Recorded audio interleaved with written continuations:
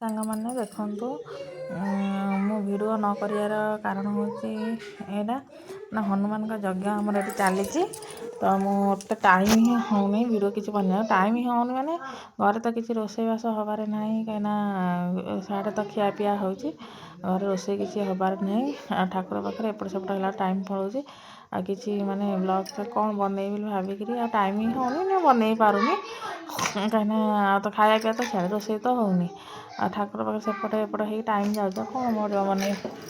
ଏଇଟା ହିଁ କାରଣ ମୁଁ ଭିଡ଼ିଓ ନ ବନେଇବାର। ଆଉ ଆଜି ହେଉଛି ଠାକୁରଙ୍କର ଲାଷ୍ଟ, ମାନେ 3 ଦିନ ହୁଏ। ଆଜି ହେଉଛି ଲାଷ୍ଟ। ଠାକୁର ଗାଁ ବୁଲା ହୁଅନ୍ତି ଆମର ଲାଷ୍ଟ ଦିନ। ଆଉ ଠାକୁରଙ୍କ ଦୋଳରେ ବିମାନରେ ବସିକି ଗାଁରେ ବୁଲାବୁଲି ହେଇକି ଆସିଲେ। ଆଉ ସମସ୍ତେ ଏଠି ଖୁସିରେ ଡ୍ୟାନ୍ସ କରୁଛନ୍ତି, ପୁଅ ଝିଅ ସମସ୍ତେ, ସ୍ତ୍ରୀ ଲୋକ ବି। ଆଉ ନାଚ ହେଉଛି, ଗୋଟେ ଦିନ ଖୁସି। ଆଉ ଆଜି ଲାଷ୍ଟ ସଇଲା। ଆଜି ଲାଷ୍ଟ ପୂର୍ଣ୍ଣାହୁତି ବି ଆଜି ଲାଷ୍ଟ। ଆଜି ସଇଲା, ଯଜ୍ଞ ସରିବ, ଖିଆପିଆ ସରିବ, ଖୁସି ବି ସରିବ ସବୁ। କାଲି ପୁରା ଗାଁ ପୁରା ଖାଁ ଖାଁ ଲାଗିବ। ଆଉ ଏତେ ଭଲ ଲାଗିବନି। ବର୍ଷକୁ ଥରେ ଏଇଟା ସମସ୍ତଙ୍କର ଗୋଟେ ଖୁସି।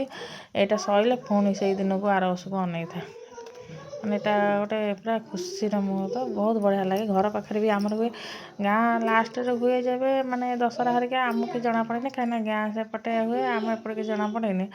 ଏଇଟା ହେଉଛି ଏପଟେ ତ ଖୁସି ଲାଗୁଛି। ଆଉ ଲାଷ୍ଟ ଆମ ଘର ପାଖରେ ହେଉଛି, ଆଉ ମାନେ ଜଣାପଡ଼ୁଛି ଯଜ୍ଞଟା କ'ଣ କେମିତି ହେଉଛି, ଆଉ ଖୁସି ବି ଲାଗୁଛି।